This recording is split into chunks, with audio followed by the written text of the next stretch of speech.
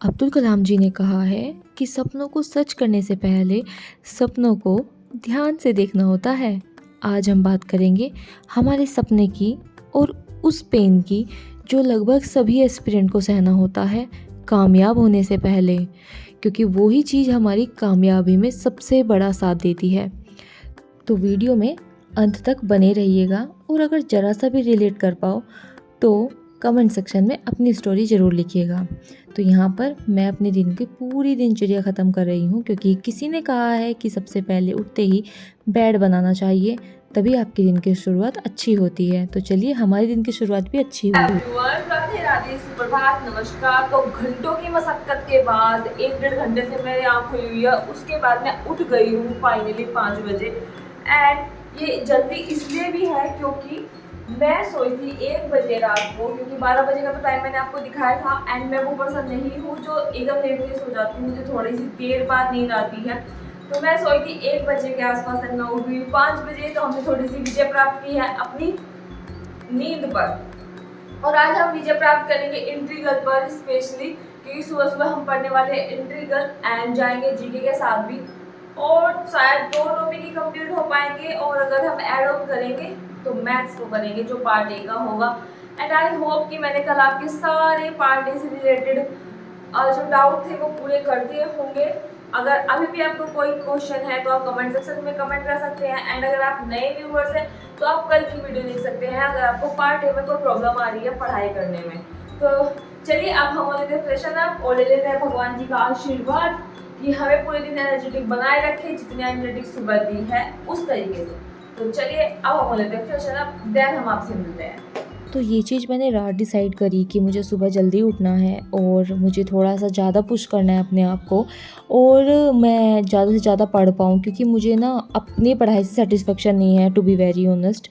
मैं अपने आप से खुश नहीं हूँ कि मैं इतना कम पढ़ रही हूँ, और मुझे ऐसा लगता है कि दूसरा लोग मुझसे ज़्यादा पढ़ रहे हैं शायद, और वो लोग अपने टेस्ट पे आ गए हैं, कोई कुछ कर रहा है, कोई कुछ कर रहा है, लेकिन मैं अभी तक अपने सिलेबस में अटकी हुई हूँ। तो इस चीज़ का मुझे इतना डर लगता है। आज मैं पहली बार सीरियसली सेल्फ डाउट में गई थी कि शायद मेरी पढ़ाई को मुझे थोड़ा और ज़्यादा पुश करना है।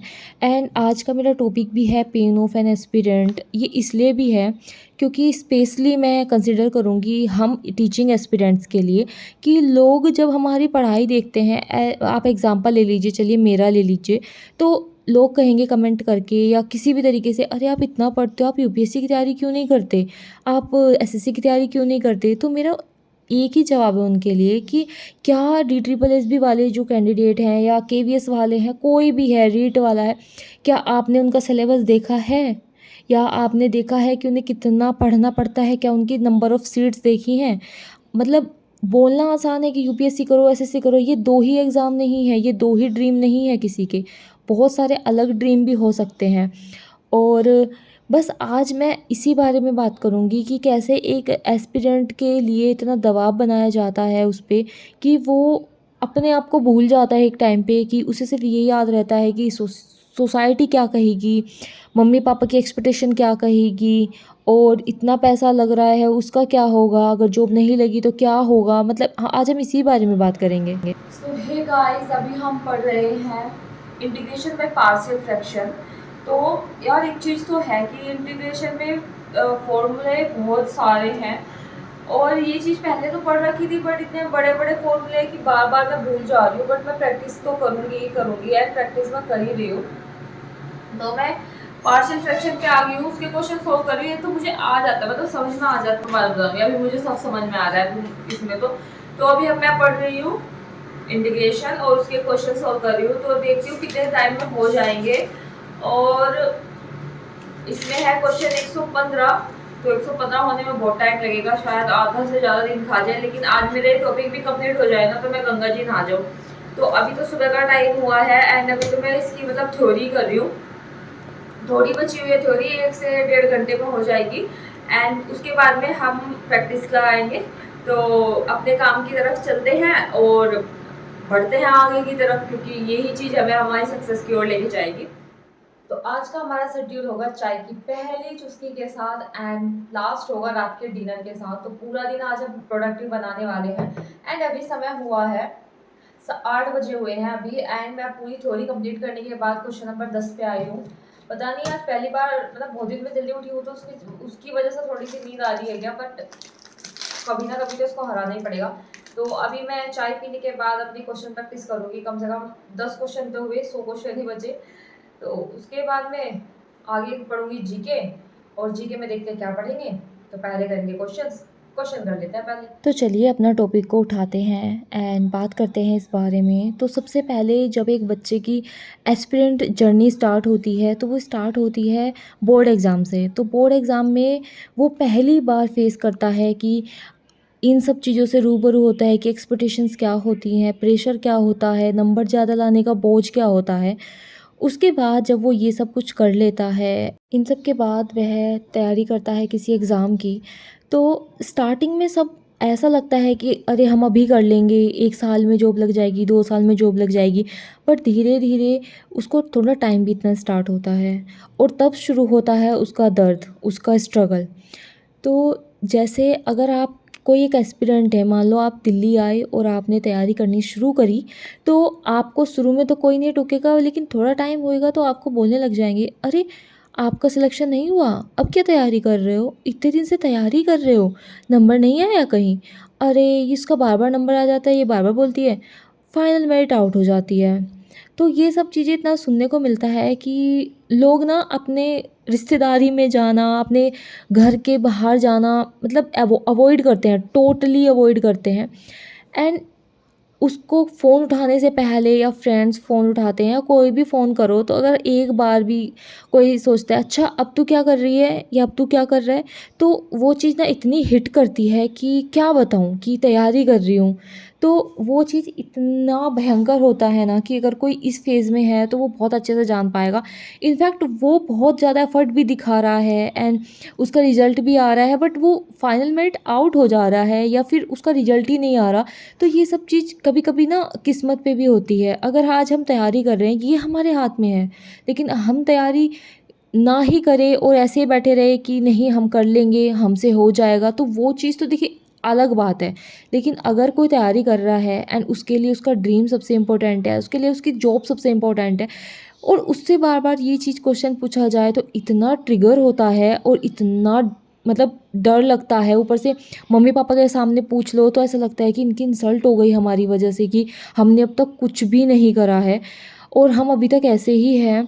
तो ये चीज़ का दर्द जो है ना वो सिर्फ़ एक एस्पिरेंट ही समझ सकता है और कोई भी नहीं। सो हे व्यूअर्स, अभी मैंने सॉल्व किए हैं कुल 50 क्वेश्चन, क्योंकि बीच में नहीं मतलब मुझे आज जब से मैं दोबारा पढ़ने के लिए बैठी थी स्लोट 2 से, तब से मुझे माइग्रेन का दर्द हो रहा है एंड मेरी आवाज़ भी नहीं अभी निकल रही। पर फिर बीच में मैंने थोड़ी देर रेस्ट कर लिया था। उसके बाद में मैंने एक चीज़ और करी है, जो मैंने अपने क्वेश्चन सोल्ड पेपर निकलवा के लाई थी।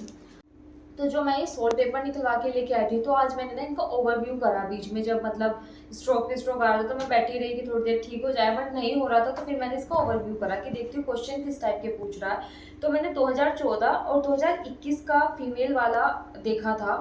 तो 2014 वाला जो पेपर है वो बिल्कुल सिंपल है, 9 टू 12 अगर आपका है तो बहुत इजी पेपर था। कि मैं सोच रही कि ये DSSB भी पूछ रहा है, लेकिन जब मैंने 2021 वाला देखा तो उसमें पीजी का सब कुछ है एंड सब कुछ थ्योरी बेस्ड है। मतलब अगर आपकी थ्योरी क्लियर है तो आपको पेन उठाने की भी जरूरत नहीं है, आप मैक्सिमम क्वेश्चन बिना पेन उठाए मतलब थ्योरी के टाइप ही कर दोगे।